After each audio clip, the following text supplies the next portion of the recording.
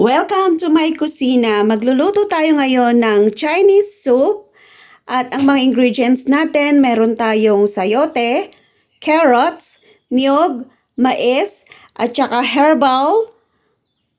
Yan. Ito yung mga ingredients natin. So, kailangan nating balatan at hiwain yung niyog. So, umpisahan na nating mag-prepare ng ating mga soup. So, ito yung gagamitin nating lutuan, yung malaking kaldero. So, alas 3 po ng hapon, yan, magluluto na po ako ng long soup para mamaya ready na pag dumating sila amo. So, magpapakulo muna tayo ng tubig habang nag-prepare tayo ng mga iba't ibang ingredients kasi kailangan nating balatan yung ating mga ingredients. Yung mga ating mga gulay. So yan, pinakulo ko na po yung tubig sa takore. So kailangan ko pa ng isa. Bali dalawang takore po yung ilalagay natin. So papainit ko muna para madaling kumulo yung nasa kalderong malaki. So, tatakpan muna natin to dahil ipapakulo natin. So, babalatan na natin lahat itong mga gulay at saka itong mais. Hahati-hatiin po natin to mamaya ng maliliit.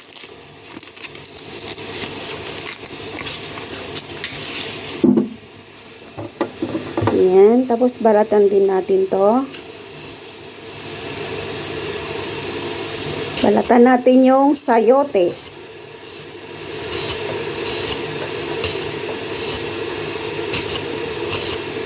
Yung pinakagilid niya, mamaya na natin siya tanggalan pag hiniwa natin ng maliliit kasi mahirap po siyang tanggalin.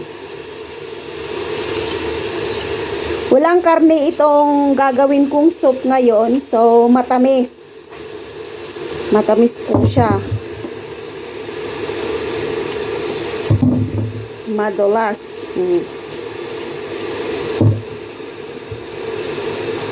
Yan, balatan natin to lahat.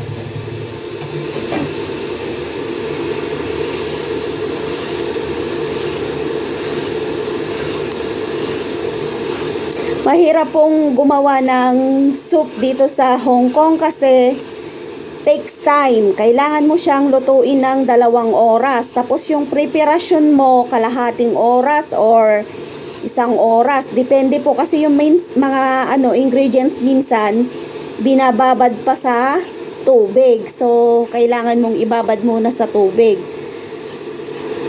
So, kung ganun yung mga soup ko, umaga pa lang, ginagawa ko na, prepare ko na.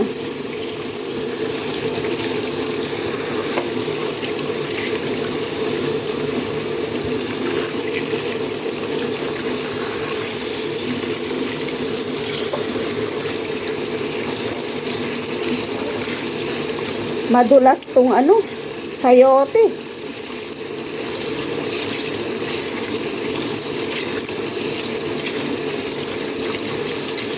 Yan, ready na siya. So, eto na po lahat yung ating mga ingredients. Ready na natin. Hiwain. Yan, hiwain na natin. Bukasan natin yung kanyang niyog. Ayan, ready na siya. Tanggalin natin sa So, hiwain na natin to. So, eto naman, ibabad natin sa tubig. Yan, babad muna natin dito. So, hiwain natin ng ganito yung ating carrots.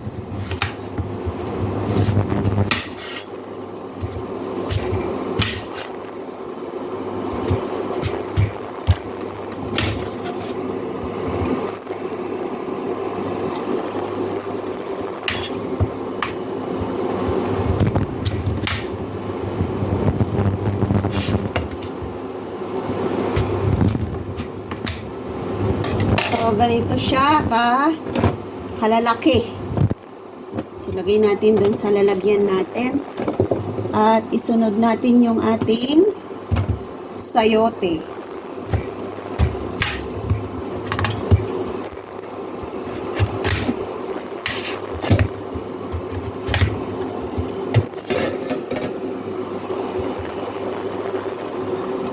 Tanggalan natin ng kanyang buto.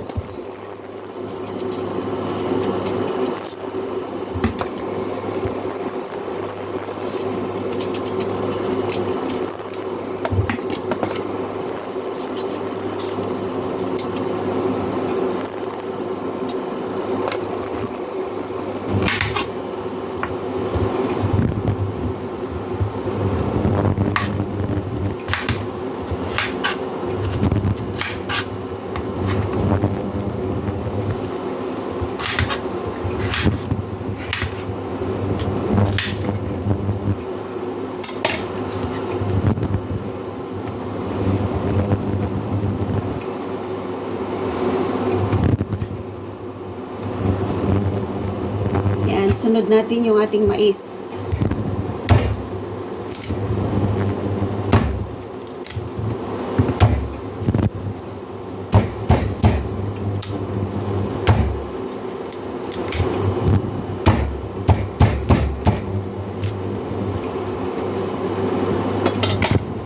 So yan, ready na.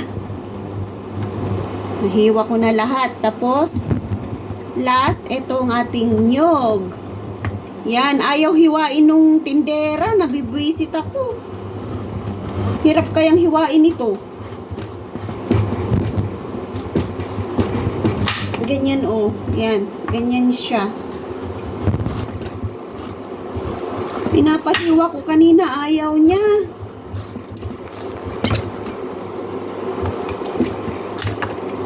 So, yan. So, yan, ang hirap siyang hiwain.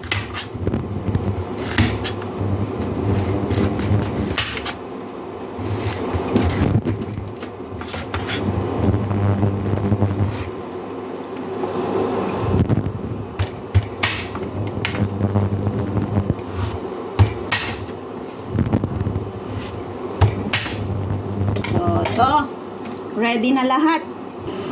So, eto na lahat yung ating mga ingredients. Yan. Ang bango-bango ng ating soup kasi meron siyang nyog. So, tingnan na natin yung ating tubig.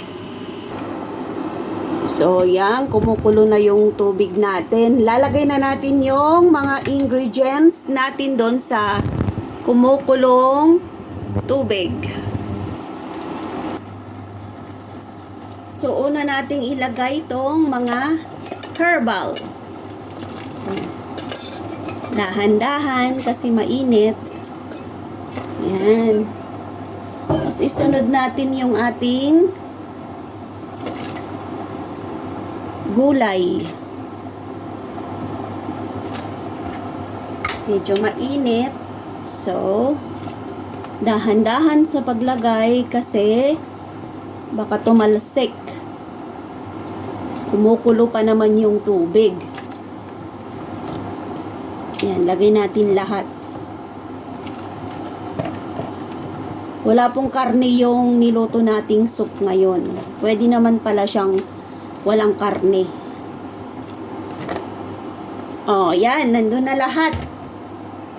Yung ingredients natin. So, pakukuluan po natin ito ng 20 minutes na big fire and then 2 hours na low fire. So, yan. Naka-big fire po siya. Isi-set ko siya or ita-timer ko siya ng 20 minutes. Yun. Yan. 20 minutes na malakas yung kulong-kulo. Tapos mamaya babalikan natin pag natapos. Isi-set ulit natin siya ng 2 oras doon sa low fire hanggang maluto.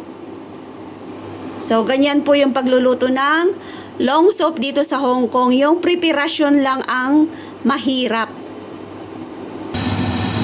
So, ganito po yung sinasabi kong kulong-kulong-kulong-kulo. Ayan, open natin. 20 minutes po na ganito, kalakas. Tapos mamaya, low fire na po siya ng 2 oras. Yan. Bantayan natin kasi baka bumulwak po yung kanyang sabaw. Kaya pag nagluto po kayo, wag nyo pong pupunuin ng tubig yung inyong kaldero.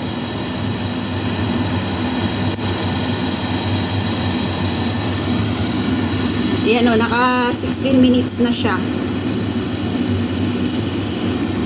Oh, yan na. 5 minutes na lang yung natitira dun sa 20 minutes na kulong-kulong-kulong-kulo. So, tignan natin yung soup niya kung anong kulay na. O, yan nang sarap-sarap. Ang bango, grabe. Ang bango nung kanyang nyog.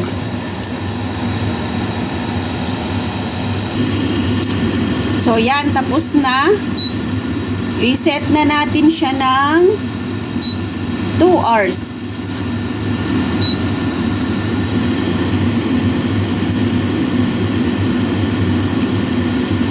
Yan. 2 hours na siya. Tapos, hinaan natin. 100 lang natin. So, ganito po yung pag-boil nung ating 100. Yan, 2 oras po na ganyan. Hindi na siya bumubulwak ng matagal, ng malakas. So, mamaya after 2 hours, hisilipin na natin kung konti na lang yung kanyang sabaw. So, yan, naluto na po yung ating soup. Titikman na natin. Yan ang mais. So, kuha tayo ng nyog. Herbal. Sarap. Ang sarap. Tapos, lagyan natin ng sabaw. Oh. So, ang bango. Grabe, ang bango. So, eto na po yung ating Chinese soup dito sa Hong Kong. Oh, yummy. Diba? Ang sarap. So, eto na po yung ating finished product ng ating long soup dito sa Hong Kong. So, kung gusto nyong malaman yung mga procedure ng pagluluto ng long soup, pasyal po kayo sa aking YouTube channel. Thank you so much po sa inyong lahat. Bye-bye!